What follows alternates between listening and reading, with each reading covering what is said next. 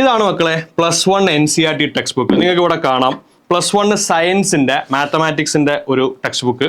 അതുപോലെ കെമിസ്ട്രിക്ക് നിങ്ങൾക്ക് 2 പാർട്ട് കാണാം, chemistry part 1 and part 2. Physics അതുപോലെ 2 പാർട്ട്, ആൻഡ് ബയോളജി എടുക്കുന്ന സ്റ്റുഡൻസ് ആണെങ്കിൽ ബയോളജിയുടെ ഒരു ടെക്സ്റ്റ് ബുക്ക്. ഇതൊക്കെ തന്നെ നമ്മൾ ഇപ്പോൾ ടോപ്പിക്സ് ഒക്കെ സിലബസ് ഒക്കെ ഒരുപാട് റെഡ്യൂസ് ചെയ്തിട്ടുണ്ട്. അതിന് ശേഷമുള്ള ടെക്സ്റ്റ് ബുക്കാണ്.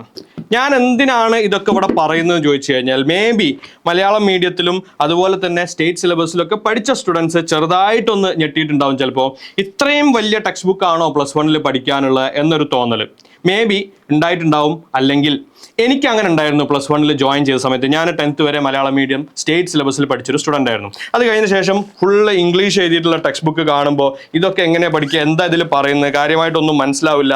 കെമിസ്ട്രീൻ്റെ ടെക്സ്റ്റ് ബുക്കിലൊക്കെ ഇക്വിലിബ്രിയം, തെർമോഡൈനാമിക്സ് പോലുള്ള സാധനങ്ങൾ, ഫിസിക്സിൽ മോഷനിൻ്റെ സ്ട്രെയിറ്റ് ലൈനിൽ നമ്മൾ വെക്ടർ, ഡിസ്പ്ലേസ്മെൻറ്റിൻ്റെ ഒക്കെ വെക്ടറും ഫിഗറൊക്കെ വരച്ചുള്ള കളർ ടെക്സ്റ്റ് ബുക്കൊക്കെയാണ്. പക്ഷേ എന്താ കാര്യങ്ങൾ എന്ന് മനസ്സിലാക്കാനൊക്കെ വലിയ പ്രയാസം ഉണ്ടായിരുന്നു. ഞാൻ പറയാൻ വരുന്ന പോയിന്റ് 10th സ്റ്റാൻഡേർഡിൽ നിന്ന് 11th സ്റ്റാൻഡേർഡിലേക്ക് റൈസ് ചെയ്യുക എന്ന് പറയുന്നത് വളരെ വലിയ ഒരു സ്റ്റെപ്പാണ്. അപ്പോൾ ആ ഒരു ട്രാൻസിഷൻ ഈസി ആക്കാൻ വേണ്ടി യൂണിവേഴ്സൽ ഇൻസ്റ്റിറ്റ്യൂട്ട് നിങ്ങൾക്കായിട്ട് ഓഫർ ചെയ്യുന്നു ഒരു ബ്രിഡ്ജ് കോഴ്സ്. ആ പേര് പോലെ തന്നെ 10ാം ക്ലാസ്സിൽ നിന്ന് +1 ഒരു ബ്രിഡ്ജാണ് നമ്മൾ ഇതിലൂടെ ഉദ്ദേശിക്കുന്നത്.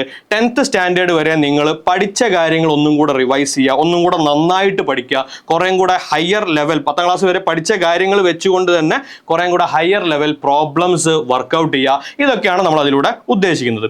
അതിൻ്റെ കൂടെ +1 നിങ്ങൾ പഠിക്കാൻ പോകുന്ന ഏറ്റവും തുടക്കത്തിലുള്ള ചാപ്റ്റർ, ഫോർ എക്സാമ്പിൾ ഇപ്പോൾ ഫിസിക്സിൽ മോഷനിന് സ്ട്രെയിറ്റ് ലൈൻ നിങ്ങൾ 9th പഠിച്ചതിൻ്റെ കണ്ടിന്യൂവേഷൻ ആണ് 11th അപ്പോൾ അതിൻ്റെ ചെറിയ എന്താണ് +1 വരുമ്പോൾ വരുന്ന വ്യത്യാസങ്ങൾ, അങ്ങനെയുള്ള കാര്യങ്ങൾ. മാത്തമാറ്റിക്സിലെ ക്വാഡ്രാറ്റിക് ഇക്വേഷൻസ് പോലെ റിവൈസ് ചെയ്യുന്നതിൻ്റെ കൂടെ 11th വരുമ്പോൾ നിങ്ങൾ ക്വാഡ്രാറ്റിക് ഇക്വേഷനിൽ എന്താണ് കൂടുതലായിട്ട് പഠിക്കുക, ഇങ്ങനെയുള്ള കാര്യങ്ങളൊക്കെ ഇൻട്രൊഡ്യൂസ് ചെയ്യുന്ന ഒരു 3 വീക്ക് ഡ്യൂറേഷൻ വരുന്ന ഒരു ബ്രിഡ്ജ് കോഴ്സ് ഏപ്രിൽ 22 യൂണിവേഴ്സൽ ഇൻസ്റ്റിറ്റ്യൂട്ടിൻ്റെ യൂട്യൂബ് ചാനൽ യൂണിവേഴ്സൽ +1 എന്ന് പറയുന്ന ചാനൽ കംപ്ലീറ്റ്ലി ഫ്രീ ആയിട്ട് നിങ്ങൾക്ക് അവൈലബിൾ ആകും. അപ്പോൾ 10ാം ക്ലാസ് കഴിഞ്ഞ് +1 സയൻസ് എടുക്കണം എന്ന് ഉദ്ദേശിക്കുന്ന, റിസൾട്ട് ഒന്നും വന്നിട്ടില്ല, സ്റ്റിൽ സയൻസ് എടുക്കണം എന്ന് ഉദ്ദേശിക്കുന്ന എല്ലാ സ്റ്റുഡൻസിനും ഫ്രീ ആയിട്ട് ഈ ബ്രിഡ്ജ് കോഴ്സിൽ ജോയിൻ ചെയ്യാവുന്നതാണ്. നമുക്ക് ഏപ്രിൽ 22 മുതൽ രാവിലെ 9 മണി മുതൽ 10:30 വരെ 1.5 മണിക്കൂർ ലൈവ് ആയിട്ടുള്ള ക്ലാസ്സുകൾ ഉണ്ടാവും. യൂണിവേഴ്സൽ ഇൻസ്റ്റിറ്റ്യൂട്ടിൽ റിപ്പീറ്റേഴ്സിനും റിപ്പീറ്റേഴ്സിനും IIT ബാച്ചിലൊക്കെ ക്ലാസ്സുകൾ എടുക്കുന്ന അതേ ഫാക്കൽറ്റി മെമ്പേഴ്സാണ് നിങ്ങൾക്കുള്ള ലൈവ് ക്ലാസ്സുകൾ യൂണിവേഴ്സൽ +1 ചാനലിൽ എടുക്കുക. അതുകൂടാതെ അതിൻ്റെ ഡെയിലി പ്രാക്ടീസ് പ്രോബ്ലംസ്, ക്ലാസ് കഴിഞ്ഞാൽ അന്നാന്നത്തെ പ്രാക്ടീസ് പ്രോബ്ലംസ് നിങ്ങൾക്ക് ഇതിൻ്റെ ഒരു വാട്സാപ്പ് ഗ്രൂപ്പിൽ ജോയിൻ ചെയ്ത് കഴിഞ്ഞാൽ നിങ്ങൾക്ക് അതിൻ്റെ ഡെയിലി പ്രാക്ടീസ് പ്രോബ്ലംസ് അവൈലബിൾ ആകും. ഡൗട്ട്സ് ഒക്കെ നിങ്ങൾക്ക് ക്ലാസ്സിൽ തന്നെ ചോദിക്കാവുന്നതാണ്.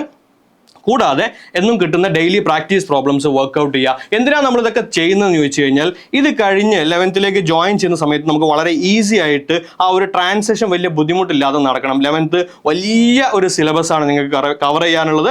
12th അതുപോലെ തന്നെയാണ്. പക്ഷേ 11th ഈ ബുദ്ധിമുട്ട് കാര്യമായിട്ടുണ്ടാവുക. കാരണം 10th നിന്ന് 11th വളരെ വലിയ ഒരു ജമ്പാണ് എന്ന് വേണമെങ്കിൽ നമുക്ക് പറയാം. ഇനി ഡെയിലി പ്രാക്ടീസ് പ്രോബ്ലംസ് ലൈവ് ക്ലാസ്സസും കഴിഞ്ഞാൽ നിങ്ങൾക്ക് ഓരോ ആഴ്ചയിലും എക്സാമുകൾ ഉണ്ടാകും. വളരെ ഷോർട്ട് ഡ്യൂറേഷനുള്ള എക്സാമുകളാവും ഉണ്ടാവുക. അത് ഓൺലൈനായിട്ട് നിങ്ങൾക്ക് അറ്റൻഡ് ചെയ്യാവുന്നതാണ്.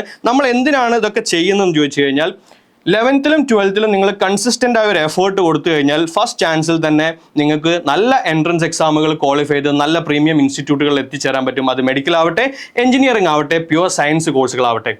അതിന് തുടക്കത്തിൽ ഉണ്ടാകുന്ന പ്രയാസം +1 ഇനീഷ്യൽ ചാപ്റ്റേഴ്സ് ഗ്രാസ്പ് ചെയ്യാൻ നമുക്ക് ചിലപ്പോൾ ബുദ്ധിമുട്ടുണ്ടാവാറുണ്ട്. അപ്പോൾ അതാണ് നമ്മളെ ലാഗ് ചെയ്യിക്കാൻ സാധ്യതയുള്ള ഒരു കാര്യം. അപ്പോൾ ആ പ്രശ്നം സോൾവ് ചെയ്യുക എന്നുള്ളതാണ് ബ്രിഡ്ജ് കോഴ്സിൻ്റെ ഉദ്ദേശം. ഈ കോഴ്സിന് നിങ്ങൾക്ക് രജിസ്റ്റർ ചെയ്യാനുള്ള ലിങ്ക് ഡിസ്ക്രിപ്ഷനിൽ കൊടുത്തിട്ടുണ്ട്. അപ്പോൾ 10th സ്റ്റാൻഡേർഡ് കഴിഞ്ഞ് 11th സയൻസ് എടുക്കണം എന്ന് ഉദ്ദേശിക്കുന്ന ഏതൊരു സ്റ്റുഡൻറ്റിനും ലൈവിൽ ജോയിൻ ചെയ്യാവുന്നതാണ്. Wish you all the best. Thank you for watching.